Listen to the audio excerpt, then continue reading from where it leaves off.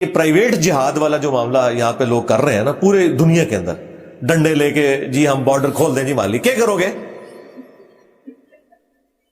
کتنے جذباتی جملے، جی بارڈر کھول دیں ہم نے وہاں جانا ہے، جی کیا کریں گے جا کے؟ جمعہ پڑھنا ہے جی جا کے ہوتے اسی تھے تو جنازہ پڑھیں گے، پھر ڈنڈے اٹھا کے جمعہ پڑھنے جا رہے ہیں آپ۔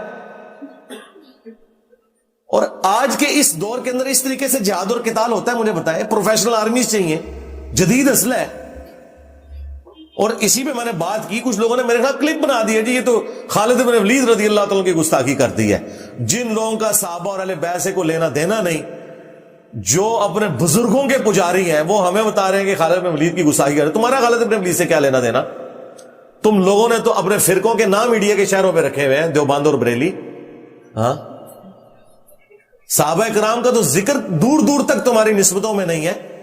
تم تو قادری ہو، چشتی ہو، نقشبندی ہو، کوئی زیادہ چھلانگ مار لو، حنفی، شافعی، مالکی، حنبلی ہو، کسی فرقے نے اپنا نام جو ہے وہ صدیقی نہیں رکھا ہوا، فاروقی نہیں رکھا ہوا، عثمانی نہیں رکھا ہوا، علوی نہیں رکھا ہوا۔ تمہارا صحابہ سے کیا لینا دینا؟ نہ سمجھ تو ہاں، صحابہ کرام کی گستاخی کر دی، بابیاں دے پجاری سانو، صحابہ والے تو ہم ہیں، آل البیت والے تو ہم ہیں، تمہارا کیا لینا دینا ان کے ساتھ؟ تو میں نے یہ سمجھانے کے لیے بات کی تھی، لوگوں نے کلپ بنا دی تھی خالد بن ولید کی گستاخی کر دی۔ میں نے بتایا تھا اللہ کے بندو، جب رومن جنرل آیا سامنے سے تو خالد بن ولید بھی ایک تلوار اور ڈھال لے کے اترے ہیں سامنے سے، وہ بھی گھوڑے پر ایک تلوار اور ڈھال لے کے آئے۔ تلوار کا مقابلہ تلوار سے ہوتا تھا، تعداد ضرور کم تھی مسلمانوں کی، لیکن ایک تلوار کے بدلے میں سامنے ایک تلوار ہوتی تھی۔ اب آپ نے مجھے غزوہ بدر و احد کی مثالیں نہیں دینی، وہ نبی الاسلام کی موجودگی میں ایک اللہ تعالیٰ کی غیبی مدد تھی۔ وہ والا معاملہ بعد میں نہیں اس طریقے سے چلا، بعد میں بہت بڑی قربانیاں مسلمانوں کو دینی پڑی ہیں، وہ پھر اللہ نے اسباب کے ساتھ معاملہ جوڑا ہوا ہے۔ فرشتے اسی وقت ہی اترے ہیں۔ آج بھی ہو ابراہیم سا ایما پیدا، آگ کر سکتی ہے انداز گلستاں پیدا۔ وہ کہتے ہیں جی وہ کر سکتی ہے نا جی، یہ ڈاکٹر اقبال نے کہا ہے۔ بھئی ڈاکٹر اقبال کے شعر کو میں یوں سمجھوں کہ چونکہ آج ابراہیم جیسا ایمان ہو ہی نہیں سکتا، آگ بھی ٹھنڈی ہو ہی نہیں سکتی، ابراہیم جیسا ایمان کہاں سے آ سکتا ہے؟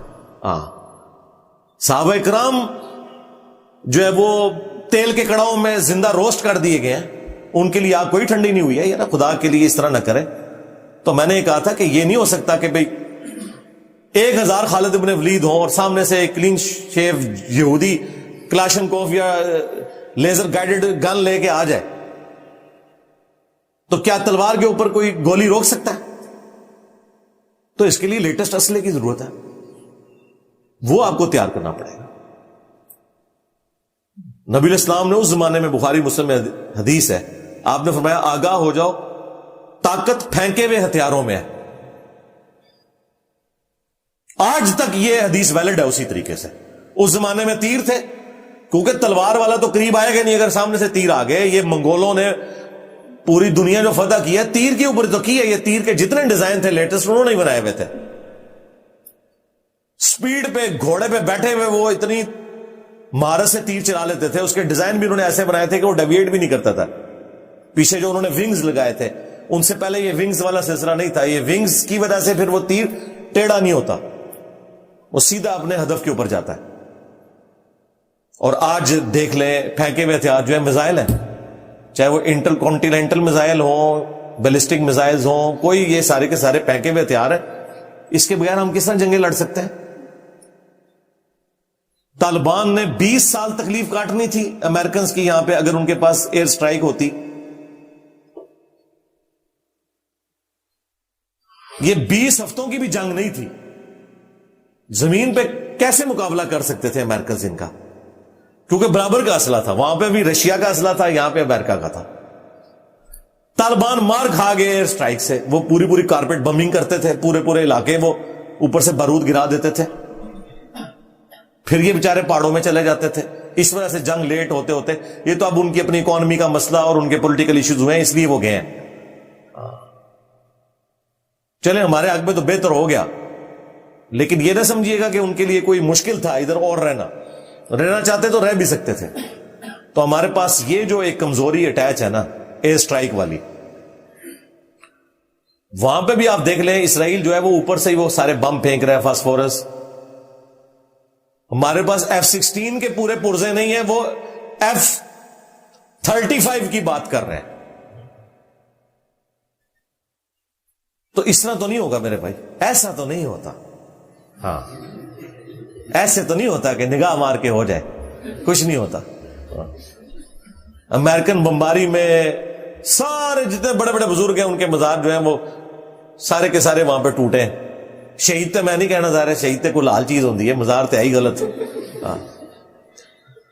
صحیح مسلم میں واضح حدیث ہے, تو میں منع کرتا ہوں قبروں کو پکا کرنے سے, قبروں پر عمارت بنانے سے, اور قبروں پر بیٹھنے سے. تو میرے بھائی یہ جب ہم لوگوں کو کہہ رہے ہیں کہ یار تیاری کرو, سائنس میں آگے جاؤ, وہ کہہ رہی خالد بن ولید کی توہین ہو گئی ہے. اس قوم کی سمجھدانی آپ دیکھ لیں اتنی سی ہے.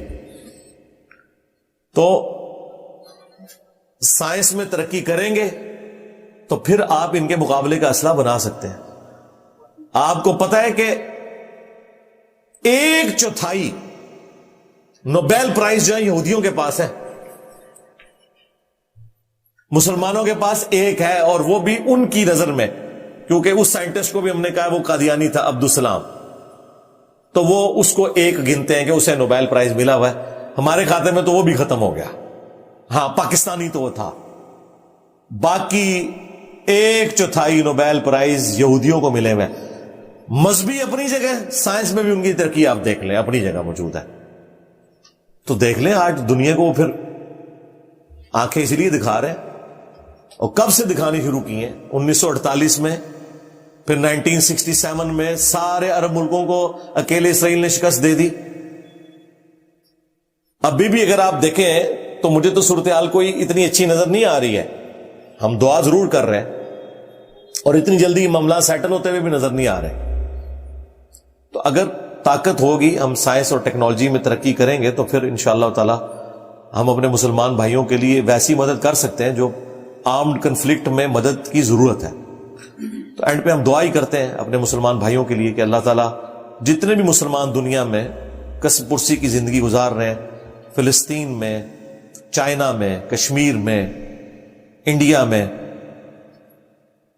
افغانستان کے اندر, شام میں, عراق میں, یمن میں, اور پاکستان میں بھی پی ٹی اے والے اور باقی لوگ, اللہ تعالیٰ سب کی غیب سے مدد فرمائے, تمام کی عزت آبرو جان و مال کی حفاظت فرمائے, ان کے لیے ثانیہ فرمائے. اور اللہ تعالیٰ نے جو ہمیں امن اور سلامتی میں رکھا ہوا ہے, اللہ تعالیٰ ہمیں اس فیسلٹی کی قدر کرنے کی توفیق عطا فرمائے.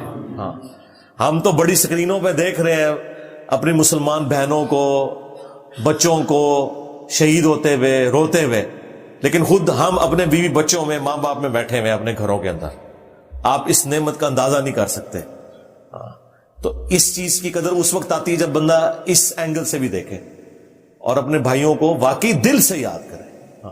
خالی نہیں ہے یہ ہمیں ایک نارمل دعا کر کے چلے جاتے ہیں, یا تو میں نے ایک نارمل دعا کی ہے, یہ ہر بندے نے انڈیویجولی اپنی دعا کرنی ہے اکیلے میں اللہ تعالیٰ کے سامنے. جس طرح جب کسی کی ماں یا بیوی یا کوئی بچہ زندگی موت کی کشمکش میں وینٹیلیٹر کے اوپر چڑھا ہوا ہے نا, اس وقت جو اندر سے آواز نکلتی ہے نا, وہ والی دعائیں چاہیے مسلمانوں کی.